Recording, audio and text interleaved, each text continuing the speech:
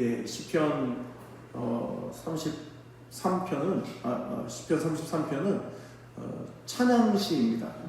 찬양시, 탄원시가 아니고 찬양시.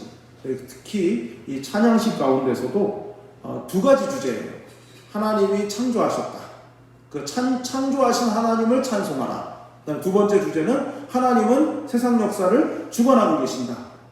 역사를 붙들고 계시다. 그러니까 창조하실 뿐만 아니라, 그러니까 이제 그런 거잖아요. 언젠가도 말씀을 드렸지만 이실론이라고, 이실론. 예. 신이 창조는 했지만 창조 세계에 더 이상 계시지 않는다. 이게 이제 이실론이에요.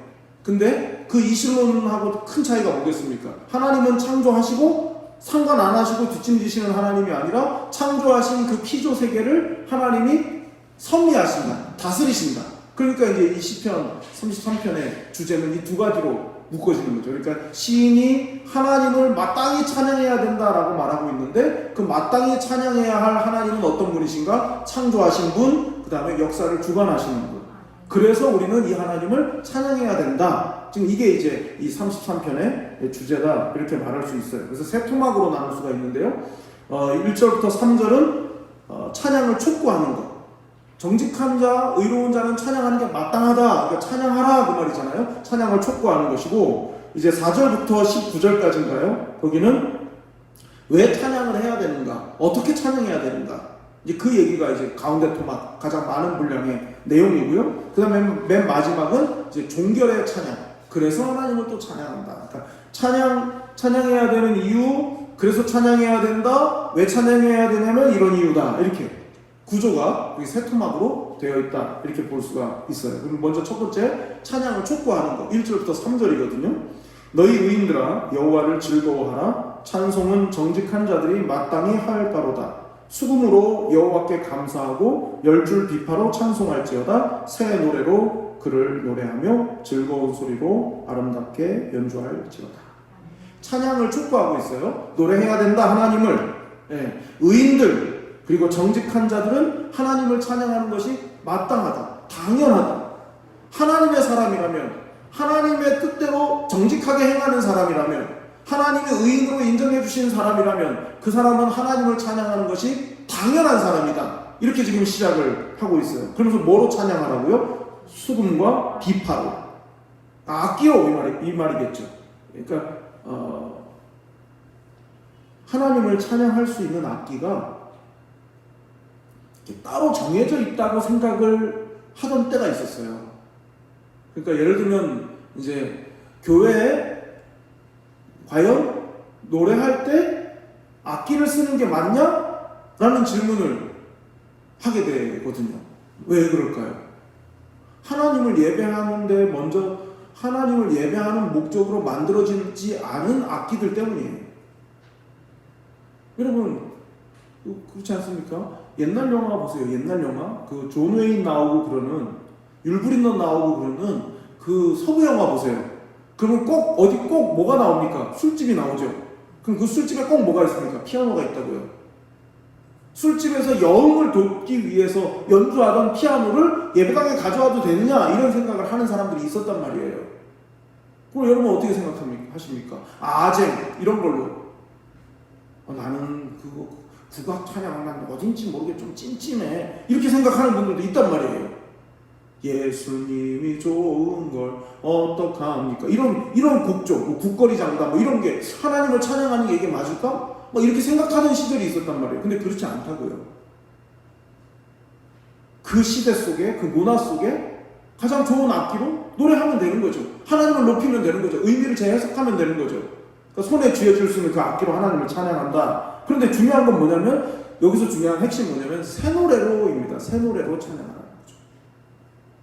그러면 여러분, 새 노래로 찬양한다는 게 뭘까요? 하나님을 노래할 때마다 새로 만든 노래로 하라는 뜻일까요? 여러분 사실 완벽하게 새로운 노래는 거의 존재하지 않는다 보면 맞죠. 이미 만들어져 있는 화성을 그 화음을 이용해 가지고 노래를 만들고 그러는 것이기 때문에 완전 100% 독창적인 곡은 나오기가 거의 어렵습니다. 일정한, 그러니까 두 마디까지는 표절이 아니다 이런 게 있잖아요. 그러니까 어쩔 수 없는 거죠. 완전한 새 노래가 있을까? 해 아래 새 것이 없다 했기 때문에 완전한 새 노래가 없는데, 그러면 새 노래로 하나님을 즐겁게 찬양하라는 말은 의미가 뭘까요? 앞에서 하나님이 창조주라고 그랬잖아요. 하나님이 모든 만물을 만들었어요. 근데 이 모든 하나님이 만들어 놓으신 모든 만물에 대한 이해가 피조물인 우리는 부족해요. 하나님이 만드신 하나님의 이 계획과 하나님이 행하시는 이 섭리를 우리의 얕은 지식으로는 다 이해할 수가 없단 말이에요. 그런데 어떻게 해요? 한 박자 늦게 그 의미를 깨달아지는 순간 노래가 새로워지는 거예요. 여러분 그런 경험 하시잖아요? 오늘도 찬양 여러 곡을 불렀지만 원래 알던 노래가 오늘은 새롭게 다가올 수가 있어요. 왜요? 내 삶의 정황 가운데서 새롭게 하나님을 만났거든요. 그냥 그 가사만 외워가지고 부르던 노래였는데 그 가사가 생생하게 살아가지고 내 영혼에 막 파고들어요. 왜요? 하나님이 누구신지 새롭게 알았기 때문에. 노래가 달라져요. 그 새 노래라는 말은 뭐냐면 내 삶으로, 내 삶 속에서 함께 하시는 하나님을 새롭게 만나니까 노래가 새로워지는 거죠. 더 정확히 말하면 내 영이 새로워진 거예요.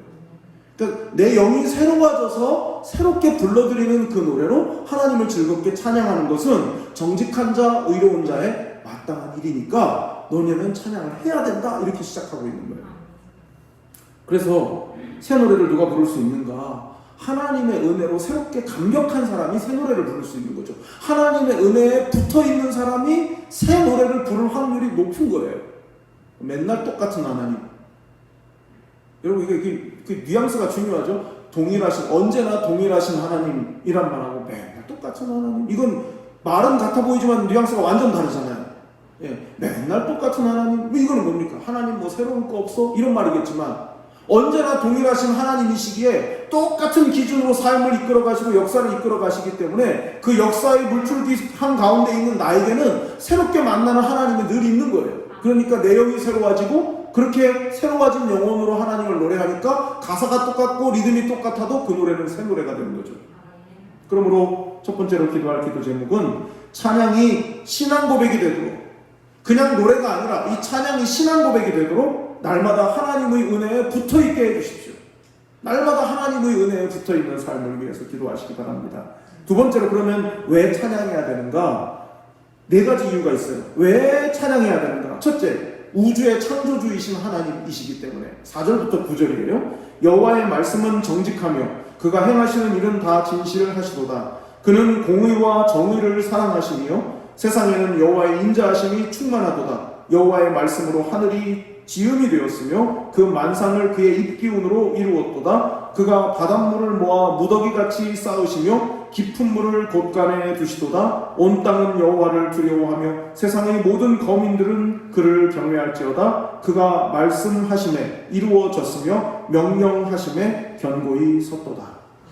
예. 만물을 하나님이 지으셨다, 지으신, 창조하신 하나님이라고 하는 하나님의 성품의 근거에서 노래를 부르는데, 그 노래의 내용이 뭐냐면 말씀으로, 명령으로 지으셨다. 하나님이 말씀으로 지으셨다. 근데 그 하나님을 뭐라고 말하냐면 인자하심이 충만하다. 하나님의 인자하심을 노래해요. 그러니까 여러분 보세요. 하나님께서 한 얼마나 다고 생각하십니까? 하나님의 크기가. 하나님이 얼만큼 크실 거라고 생각하세요? 그럼 이게 알 수가 없어요. 대답하기 곤란하시죠? 예. 그러니까 하나님이 얼마나 세? 이제 그러면 로켓보다 더 세? 애들은 이러잖아요. 예. 그런 거죠. 예. 그러니까 우리의 지각으로 표현할 수 있는 단위를 너무 넘어서기 때문에 우리가 하나님이 얼만큼 크시냐라고 했을 때 저런 걸 왜 물어봐? 이렇게 되지, 그거를 이게 이해하거나 말하기가 어렵단 말이죠. 근데 그 하나님이 말씀으로, 명령으로 온 만물을 있게 하셨는데, 그 하나님의 말씀으로 있게 하신 그 만물을 우리가 누려요. 이게 하나님의 인자하심이에요. 하나님의 인자하심이거든요. 여러분 그렇지 않으십니까? 여러분 유명한 코미디 있잖아요. 배삼룡 이기동인가 하여튼 정말 옛날 그 코미디 원로도 아니죠. 이제는 거의 조상이죠. 코미디의 조상. 예? 그 배삼룡 이기동인가 그분들이 나와서 했던 것 같아요. 이렇게 어떤 사람이 이렇게 어디를 이렇게 쳐다보고 있으니까 이봐 형씨 좀 어디 봤어? 나 저기 봤다고. 정확히 말하면 몇 층까지 봤냐고. 그래서 나 저기 저 3층까지. 그럼 얼마 내시오? 이렇게. 내고서 속으로 5층까지 봤는데 이런 거 있잖아요. 옛날 코미디. 여러분 그런 거 같은 거예요. 우리가 하나님이 전능하셔서 우리로서는 하나님을 표현할 수가 없을 정도의 하나님이신데 그 하나님이 말씀과 명령으로 지으신 것을 우리가 누린단 말이에요. 아무것도 지불하지 않고 누린단 말이죠. 그러니까 이걸 설명할 때 하나님이 인자하시다라고 밖에는 말할 수가 없어요.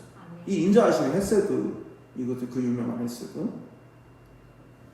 자, 두 번째는 이제 첫째는 우주의 창조주이신 하나님이라면 찬양해야 되는 이유가, 두 번째는 역사의 주인이신 하나님이에요. 10절부터 12절 같이 한번 읽어볼까요? 10절부터 12절 시작. 여호와께서 나라들의 계획을 폐하시며 민족들의 사상을 무효하게 하시도다. 여호와의 계획은 영원히 서고 그의 생각은 대대에 이르리로다. 여호와를 자기 하나님으로 삼은 나라 곧 하나님의 기업으로 선택된 백성은 복이 있도다. 이거 되게 이거 어렵지 않은 말씀이에요. 이거는 무슨 어려운 해석이 필요가 없는 거죠. 이게 무슨 말입니까? 아무리 이 세상의 나라가 자기의 어떤 계획을 만들고 추진해 나가려고 해도 하나님께서 그 계획을 무효가 되게 하실 수 있다 이 말이에요. 그러니까 진짜 역사를 주관하시는 분이 하나님이시기 때문에 인간이 얕은 꾀로 역사를 이끌어갈 수 있을 거라고 생각하는 것이 커다란 착각이다 이렇게 말씀을 하시면서 12절에 뭐라 말씀하시냐면 여호와를 자기 하나님으로 삼은 나라 그랬어요. 여호와를 자기 하나님으로 삼은 나라. 삼은 그랬으니까 내가 하나님을 나의 하나님으로 선택한 듯한 그런 표현이에요. 근데 그걸 설명을 뭐라고 하냐면 곧 하나님의 기업으로 선택된 백성은 복이 있도다. 약간 이제 그 말이 앞뒤가 안 맞아 보이는 말이죠. 내가 하나님을 나의 하나님으로 선택을 해서 여호와를 나의 하나님으로 삼았다라고 생각하지만 그것은 사실 그런 게 아니고 하나님께서 하나님의 기업으로 선택했기 때문에 하나님을 나의 하나님으로 삼을 수 있다 그 말이에요. 요한복음에 비슷한 말씀 있죠? 너희가 나를 택한 것이 아니오 내가 너희를 택하여 불러 세웠나니. 그러니까 우리는 우리 걸음으로 내 다리로 걸어가지고 예배당에 간다고 생각해요. 내 머릿속으로 이 종교도 생각해보고 저 종교도 생각해보고 이 이야기도 생각해보고 저 이야기도 생각해보고 그래 그러면 기독교 내가 선택한 것 같아 보여요. 그러나 사실은 하나님께서 그 사람의 마음, 그 사람의 환경, 그 사람의 주변의 상황들, 생각 이 모든 것들을 하나님이 다루셔가지고 나를 하나님의 백성으로 삼으신 거라는 거죠. 그래서 누가 복이 있느냐? 하나님이 내 삶의 모든 부분을 다 주관하고 계시다를 믿는 사람이 복이 있는 사람이에요. 세 번째는 이 세상의 재판장이신 하나님이시기 때문에 하나님을 찬양해야 된다. 13절부터 15절 같이 읽어보겠습니다. 여호와께서 하늘에서 굽어보사 모든 인생을 살피시며 곧 그가 거하시는 곳에서 세상의 모든 거민들을 굽어 살피시는도다. 그는 그들 모두의 마음을 지으시며 그들이 하는 일을 굽어 살피시는 이로다. 아멘. 그래서 반복되는 게 살피시는, 굽어 살피시는 하나님. 굽어 살피신다고요. 근데 그걸 뭐라고 말하면서 굽어 살피신다 했냐면 15절에 그는 그들 모두의 마음을 지으시며. 우리 마음을 하나님이 지으셨다고. 네. 그냥 이게 SNS 포털 사이트 네이버나 다음 같은 데서 어떤 기사를 검색하면 예를 들어서 코로나 백신 이렇게 검색을 하면은 그리고 난 다음에 며칠 있다 컴퓨터를 다시 하면은 뭐가 막 뜹니까? 무슨 성모병원, 무슨 병원 이런 게 떠요. 그리고 또 제주도 2박 3일 여행 이런 거 검색을 하면 며칠 있다가 그냥 딴 생각하다가 이렇게 쳐보면 제주항공, 대한항공 이런 게 떠요. 이거 어떻게 알았지 내가 관심 갖고 있는 거? 이렇게 생각한다고요. 근데 그게 다 처음에 인터넷을 하면서 수집, 개인정보 수집 동의 뭐 이런 걸 했기 때문에 내가 자주 찾거나 내가 관심 있는 거를 데이터를 딱 빅데이터를 모아가지고 나한테 계속 보여서 팔아먹으려고 하는 거거든. 내 마음을 막 꿰뚫어 보는 것 같잖아. 하나님이 우리 마음을 지으셨기 때문에 우리 마음을 굽어 살피실 때 다 들여다 보이기 때문에 사람은 사람한테 속마음을 안 보여주고 자기 진심을 보여주지 않을 수 있으나 하나님은 우리 마음을 지으신 분이기 때문에 우리 마음속을 아신다 이 말이죠. 재판장이시라는 판단하시는 하나님. 그러니 하나님께서 이 세상 모든 사람의 재판장이시라는 거죠. 그러므로 하나님을 찬양해야 된다. 마지막 네 번째는 유일한 보호자이시기 때문에 자 16절부터 19절 같이 봅니다. 시작. 많은 군대로 구원 얻은 왕이 없으며 용사가 힘이 세어도 스스로 구원하지 못하는도다. 구원하는 데에 군마는 헛되며 군대가 많다 하여도 능히 구하지 못하는도다. 여호와는 그를 경외하는 자 곧 그의 인자하심을 바라는 자를 살피사 그들의 영혼을 사망에서 건지시며 그들이 굶주릴 때에 그들을 살리시는도다. 아멘. 무슨 말입니까? 세상의 힘이 구원하는 게 아니다. 군대, 군마 뭐 이런 것이 군인이 살리는 게 아니라 구원하는 게 아니다. 이렇게 말씀하고 있어요. 그러니까 가장 어리석은 게 뭐겠습니까? 힘으로 뭔가를 해보려고 하는 거. 힘으로 뭔가를 이룰 수 있다고 생각하는 거. 그것이 가장 위험한 생각인 것이죠. 자, 18절에 보면 이런 말씀이 나와요. 여호와는 그를 경외하는 자, 곧 그의 인자하심을 바라는 자를 살피사. 여호와는 살피사. 이렇게 되어 있죠. 18절이 구조가. 여호와는 그를 경외하는 자, 곧 그의 인자하심을 바라는 자를 살피사. 이 말은요. 그 18절 한 절은 어떤 책을 찾아보니까 뭐라고 되어 있냐면 이렇게 되어 있어요. 18절 한 절은 여호와의 눈이라는 히브리 말을 쫙 풀어서 쓴 게 18절이라고. 하나님의 눈. 그 말을 그 짧은 그 2개짜리 단어를 쭉 펼쳐놓은 게 18절이다. 이렇게 설명을 했어요. 그러니까 하나님의 눈은 어떤 눈이냐? 하나님을 경외하는 사람. 그럼 하나님을 경외한다는 게 뭐냐? 하나님의 인자하심을 기대하고 바라는 것. 그것이 하나님을 경외하는 거다. 여러분 우리가 하나님을 경외한다고 무서운 하나님, 심판하시는 하나님, 징계하시는 하나님. 그래서 하나님 앞에는 좀 조심해야 되고 두렵고 이렇게 생각한단 말이죠 보통. 근데 그 하나님을 경외하는 걸 뭐라고 풀어서 설명했습니까? 여호와의 인자하심을 바라는 게 하나님을 경외하는 거라고. 하나님 앞에서 벌벌벌 떠는 게 아니라 지금 내가 만나는 이 상황 속에서 내가 지금 겪고 있는 이 고난의 환경 속에서 나를 세상이 말하는 힘이 아니라 인자하심으로 나를 건져주실 그 하나님을 기대하는 것이 곧 여호와를 경외하는 거라고 말씀하고 있는 거예요. 그게 뭐라고요? 여호와의 눈이라고. 눈. 하나님의 눈은 어디를 향해 있느냐? 하나님을 경외하는 사람. 하나님의 인자하심에 기대를 거는 사람.